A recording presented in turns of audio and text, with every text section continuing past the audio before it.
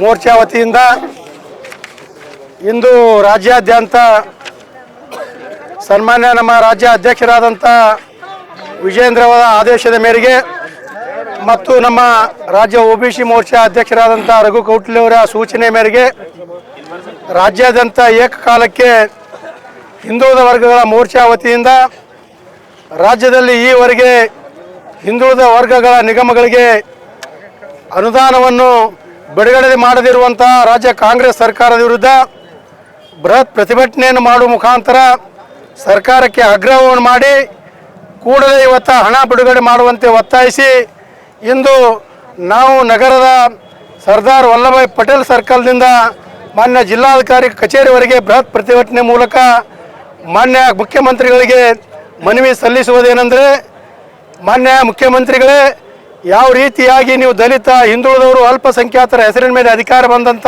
ತಾವುಗಳು ಈ ಹಿಂದೆ ನೀವು ದಲಿತರಿಗಾಗಿ ಮೀಸಲಿಟ್ಟಂಥ 25,000 ಕೋಟಿ ರೂಪಾಯಿಯನ್ನು ದುರ್ಬಳಕೆಯನ್ನು ಮಾಡಿಕೊಂಡಿದ್ದೀರಿ.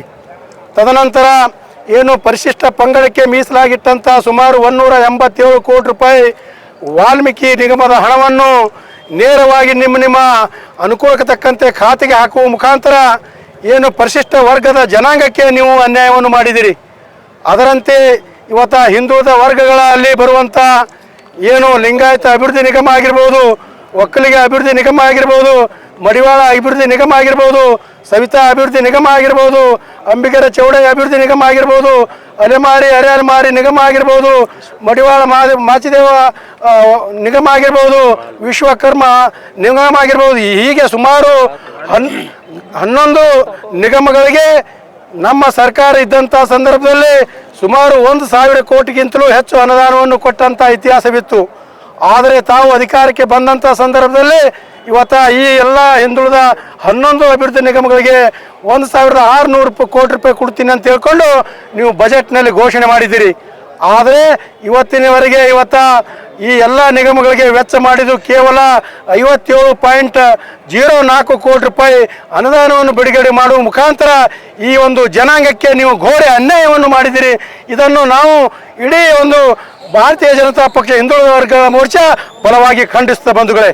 ಅದರಂತೆ ಇವತ್ತು ನಾವು ಅಧಿಕಾರದಲ್ಲಿದ್ದಂಥ ಸಂದರ್ಭದಲ್ಲಿ ಎಲೆಮಾರೆ ಕಾಯಿ ಅಂತ ಇರುವಂಥ ಸಣ್ಣ ಸಣ್ಣ ಸಮುದಾಯಗಳಿರುವಂಥ ಕಂಬಾರ, ಕುಂಬಾರ, ಹೂಗಾರ, ಮಾಳಿ, ಗಾಣಿಗ, ಮಡಿವಾಳ ಇನ್ನಿತರ ಎಲ್ಲ ಸಮುದಾಯಗಳಿಗೆ ಇವತ್ತು ಮುಖ್ಯವಾಹಿನಿಗೆ ತರಬೇಕಂತ ತಿಳ್ಕೊಂಡು ಅವೆಲ್ಲ ಪ್ರತ್ಯೇಕವಾದಂಥ ಅಭಿವೃದ್ಧಿ ನಿಗಮವನ್ನು ಸ್ಥಾಪಿಸಿ ಶೈಕ್ಷಣಿಕ ಮತ್ತು ಸಾಮಾಜಿಕವಾಗಿ ಮುಖ್ಯವಾಗಿ ತರುವಂಥ ಕೆಲಸ ನಾವು ಮಾಡಿದ್ದೀವಿ.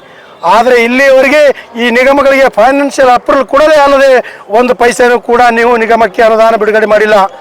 ಆದ್ದರಿಂದ ನಾವು ಇದನ್ನು ಬಲವಾಗಿ ಖಂಡಿಸಿ ಕೂಡಲೇ ಈ ನಿಗಮಗಳಿಗೆ ಅನುದಾನ ಕೊಡಬೇಕೆನ್ನುವಂಥ ಮನವಿಯನ್ನು ಮಾಡ್ತಾ ಇದ್ದೀವಿ.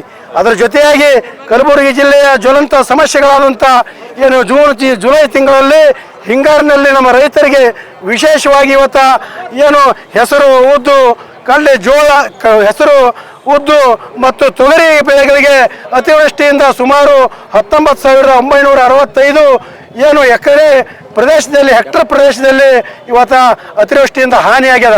ಸರ್ಕಾರಕ್ಕೆ ವರದಿನೂ ಕೂಡ ಸಿಕ್ಕಿದೆ. ಆದರೆ ಇಲ್ಲಿವರೆಗೆ 1 ರೂಪಾಯಿನೂ ಕೂಡ ತಾವು ಅನುದಾನ ಬಿಡುಗಡೆ ಮಾಡಿಲ್ಲ.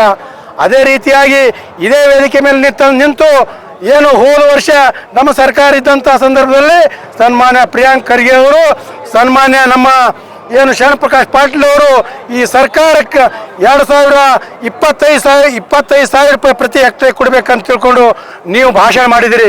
ಇವತ್ತು ನಿಮ್ಮದೇ ಸರ್ಕಾರದ ಈ ಜಿಲ್ಲೆಯಲ್ಲಿ ಸುಮಾರು 7,30,000 ಹೆಕ್ಟೇರ್ ಪ್ರದೇಶದಲ್ಲಿ ತೊಗರಿ ಬೆಳೆ ನೆರೆ ರೋಗದಿಂದ ನಾಶ ಆಗ್ಯದ. ನಿಮ್ಗೆ ನಿಜವಾಗಲೂ ನೈತಿಕತೆ ಇತ್ತು, ಈ ಒಂದು ರೈತರ ಬಗ್ಗೆ ಕಳಕಳಿ ಇತ್ತು ಅಂದ್ರೆ ನೀವು ಕೂಡಲೇ ಈ ಹಣವನ್ನು ಬಿಡುಗಡೆ ಮಾಡಬೇಕಂತೂ ಸನ್ಮಾನ್ಯ ನಾವು ಪ್ರಿಯಾಂಕ್ ಖರ್ಗೆ ಮತ್ತು ಶರಣಪ್ರಕಾಶ್ ಪಾಟೀಲ್ ಅವರಿಗೆ ನಾವು ನೇರವಾದಂಥ ಪ್ರಶ್ನೆ ಮಾಡ್ತಾ ಇದ್ದೀವಿ.